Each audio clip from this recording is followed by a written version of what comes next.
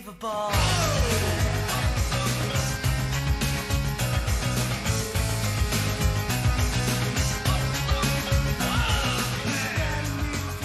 dis Jean-Seb, je ne fais les choses qu'à moitié. C'est Jean-Sébastien. Bonjour Jean-Sébastien. Bonjour Laurent. Ouais, c'est rigolo.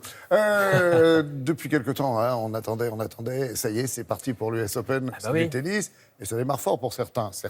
C'était la nuit dernière, effectivement, premier tour de l'US Open. C'est le dernier grand chelem de la saison du côté de New York. Beaucoup de Français, évidemment, c'est le premier tour, hein, vous me direz. 3 filles, 7 garçons, 10 au total. On va regarder un petit peu ce qui s'est passé. Les résultats sont mitigés. On commence par une qualification. La voici, Kristina Mladenovic, la Française qui n'avait pas remporté de victoire significative depuis un bon bout de temps. C'est offert. L'Allemande Kerber, tête de série numéro 14 à New York, victoire en 3-7. Alors c'est bien. Et au prochain tour, elle rencontrera une autre Française qualifiée, Fiona Ferro. En revanche, vous allez le voir, c'est déjà fini pour Caroline Garcia, la numéro 1 française, quitte New York dès le premier tour. Elle a été battue par une modeste Tunisienne classée au-delà de la 60e place mondiale. Défaite en 2-7, 7-6, 6-2. Rien ne va plus du côté de Caroline Garcia qui enchaîne les défaites depuis des semaines. Il faut que vous l'entraîniez. Exactement, Laurent. Chez les garçons, alors lui, c'est plutôt pas mal. Lucas Pouille, le numéro 1 français, s'est débarrassé de l'Allemand Cole Schreiber en 4-7. Victoire importante pour lui, parce qu'on se rappelle qu'il avait commencé la saison en Australie par une demi. Et puis depuis, pas grand-chose. Il est 27e mondial désormais. Pouille aimerait la finir la saison de la même manière. Il est au deuxième tour. Ça, c'est bien. Victoire également cette nuit de Jérémy Chardy, victorieux du Polonais Urkaz, 35e mondial. Vous savez, c'est le Polonais qui a battu Paire en finale dimanche, vous avez suivi. Donc, on va victoire en 5-7 pour le Français. Chardy, lui aussi, est au deuxième tour. Qualifié également côté français, Grégoire Barrère, qui sortait des qualifs. En revanche, Moutet, Herbert, Ben Chetrit et Manarino ont été battus cette nuit. Et puis, cette image aussi, que ça vient de se terminer, de Serena Williams. 6-1. L'ancienne numéro 1 mondiale, recordwoman des victoires en Grand Chelem. Elle rencontrait une ancienne numéro 1 également, Maria Sharapova, la russe. Elle lui a mis une claque. 6-1.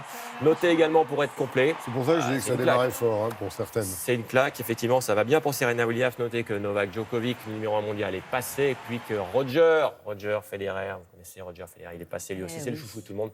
36 ans, Roger, hein. Ça serait bien qu'il gagne l'US. Hein. Oui. Vous avez vu la tête de Serena quand elle félicite Sharapova, comme si elle était au condoléances. Je crois qu'elles sont pas très copines. Désolé pour toi. On va parler foot avec encore un coup dur pour le PSG. Oui, Kylian Mbappé. Vous savez, il s'était blessé dimanche contre Strasbourg en championnat. Il va être absent, Kylian Mbappé, 3 à 4 semaines. C'est pas terrible du côté du PSG. Et surtout, ça arrive avant des échéances importantes quand même. Le voici, donc c'est la minute où ça s'est passé. Hein. C'était donc dimanche soir contre Strasbourg. Regardez, c'était à la 63e minute de ce match donc, contre Strasbourg. Il demande le changement là. Voilà, et l'IRM passé hier a révélé une déchirure à la cuisse gauche. Il ne jouera donc pas avec le PSG la première journée de Ligue des Champions le 17 septembre. Et puis Mbappé va aussi manquer les 2 matchs de l'équipe de France. Les 7 et 10 septembre prochains contre l'Albanie et Andorre. Donc c'est pas terrible pour les Bleus, c'est pas terrible pour le PSG. 1 mois pour revenir. On remet en question son entraînement un peu dur. Oui, de la préparation. La Ligue 2 hier soir avec Guingamp-Valenciennes, les Bretons qui visent la remontée en Ligue 1, ils ont été battus 1-0 par Valenciennes sur ce pénalty de Cherdy. Guingamp, quand même malheureux hier soir, qui a touché 2 fois les montants, notamment sur ce coup franc. Et ce matin, donc Valenciennes est 5e de Ligue 2, Guingamp seulement 15e. Ça part mal pour les Bretons. Dans l'actu également du cyclisme, la 3e étape de la Vuelta, le Tour d'Espagne, 188 km entre Ibi et Alicante.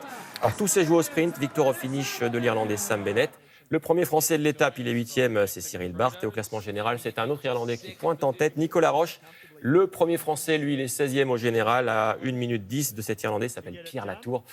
Voilà donc un beau vainqueur hier du côté de l'Espagne. Nicolas Roche, qui est effectivement le fils de Stéphane Roche. Exactement, un ancien coureur. Oui, un Irlandais qui adorait la France et d'ailleurs qui faisait des jolies performances sur le Tour de France, c'est une de ses courses préférées. On termine avec de la voiture, comme d'habitude. Oui, le nord-américain de monoplace, l'IndyCar, je vous en parle régulièrement parce qu'on a un Français qui marche quand même. Qui roule même. Qui roule, Simon Pagenaud, qui a notamment gagné les 500 miles d'Indianapolis cette année, c'est pas rien. Eh bien, regardez, on est du côté de Gateway, c'est dans l'Illinois, 14e manche, comme d'habitude, c'est chaud. Voilà, il y a du spectacle, ça frotte un peu partout. Même pour Sébastien Bourdet, qu'on va voir ici, frôler le rail. Voilà, c'est le 2e Français qui court en IndyCar, c'est chaud pour lui. En tout cas, au final, c'est le Japonais Sato qui l'emporte. Et donc, Simon Pagenaud termine 5e de cette course. Et il remonte 2e au général. Il reste 2 grands prix. Tout est possible pour lui dans ce championnat.